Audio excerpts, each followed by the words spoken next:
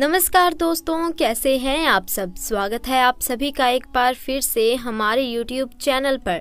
दोस्तों, हर एक इच्छाधारी नागिन के पास एक बहुत ही बहुमूल्य चीज होती है जिसे हम लोग नागमणि के नाम से जानते हैं।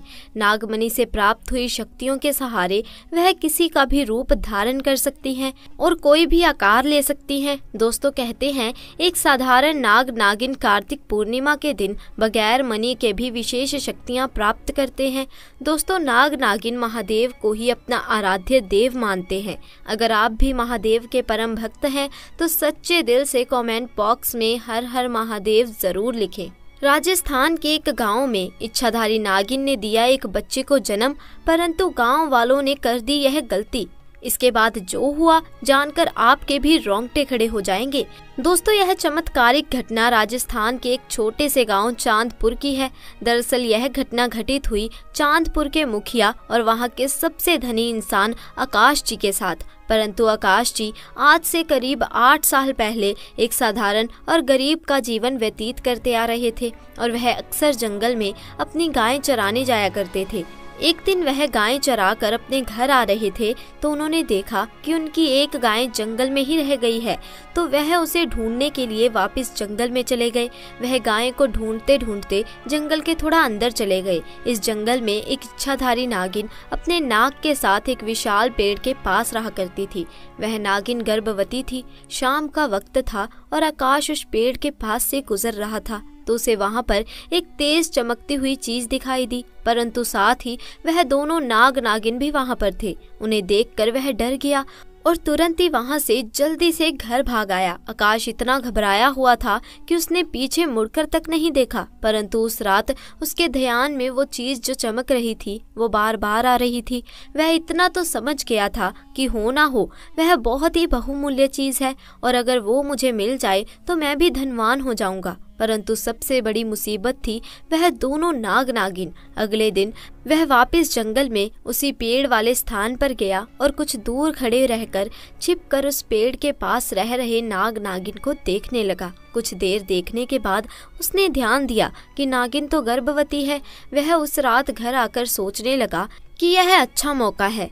जब नागिन अपने बच्चे को जन्म देगी तभी वो नागमणि चोरी कर लेगा, क्योंकि उस समय नागिन कमजोर होगी। बस नाग को मारना होगा। दोस्तों, कहते हैं अगर किसी नाग के मुंह की तरफ गोबर मार दिया जाए तो अपना होश खो बैठता है। अब आकाश हर रोज गोबर लेकर उस विशाल पेड़ के पास छुपकर सही मौके का इंतजार करने लगा।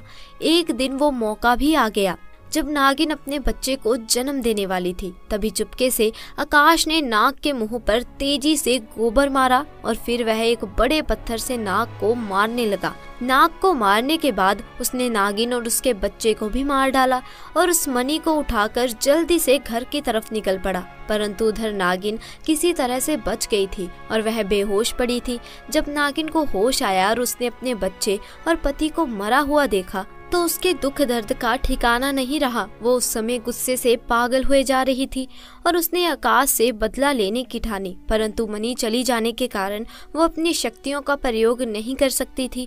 परंतु अभी भी वह अपना रूप तो बदल ही सकती थी। इधर आकाश को जैसे ही मणि मिली उसका पूरा जीवन ही परिवर्तित हो गया। उसकी फसल इस बार काफी अच्छी हुई और काफी महंगे भाव में भी बिकी। उसकी तो जैसे मानो लॉटरी लग गई हो, क्योंकि वो जो भी धंधा कर रहा था उसे हर जगह से लाभ मिल रहा था और आकाश को पता था कि ये सब उस चमत्कारी नागमणि का कमाल है। गांव में हर जगह उसका नाम था। आकाश के इस रुतबे को देख एक अच्छा रिश्ता आकाश के लिए उसके पास ही के गांव से आया और सुमन नाम की एक सुंदर स्त्री से उसका विवाह संपन्न हुआ। सुमन अपने पति आकाश को बहुत प्यार करती थी और बहुत इज्जत देती थी। दोनों एक दूसरे का कदम कदम पर साथ निभाते। उनकी जोड़ी गांव में मिसाल बन चुकी थी। उधर नागिन भी एक पुरुष का रूप धारण कर मंगल नाम से आकाश के यहाँ पर उसका मुंशी बन गया और आकाश का विश्वास जीतने लगा। आकाश आकाश भी मंगल के व्यवहार और उसकी वफादारी को देख उसको अपने भाई समान ही मानने लगा। एक दिन सुमन अपने पति आकाश के पास आती है और बताती है कि तुम पिता बनने वाले हो, मैं गर्भवती हूँ। यह सुन आकाश की खुशी का ठिकाना नहीं रहा। उस दिन वह खुद अपने मुंशी मंगल के पास गया और बोला कि देखो मंगल, मेरा कोई भाई नहीं है, परंतु जब से तुम्हारा साथ मिला है तुम मेरे सगे भाई से भी कहीं अधिक बन चुके हो।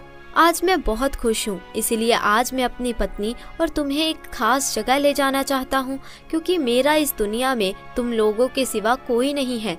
और वो अपनी पत्नी और मंगल को कार में बिठाकर गांव के एक कोने में ले जाकर कार एक छोटी सी कुटिया के सामने रोकता है और बताता है कि जब वह छोटा था तब इसी कुटिया में उसकी माँ की जान उसे जन्म देते हुए चली गई थी। उसके पिता तो पहले ही गुजर चुके थे। तब एक बूढ़े बाबा ने उसकी माँ को वहीं दफना दिया और आकाश को उसी बूढ़े बाबा ने पाला था। आकाश बताता है जब भी उसके साथ कोई बुरी घटना होती या वो दुखी होता तो वो बस इसी कुटिया के पास चला आता है। यहाँ उसे एक अनोखा सुकून का एहसास होता है। आकाश आगे बताता है कि आज तुम दोनों को मैं इसीलिए यहाँ लेकर आया हूँ क्योंकि तुम दोनों अब मेरी जिंदगी का एक अहम हिस्सा बन चुके हो।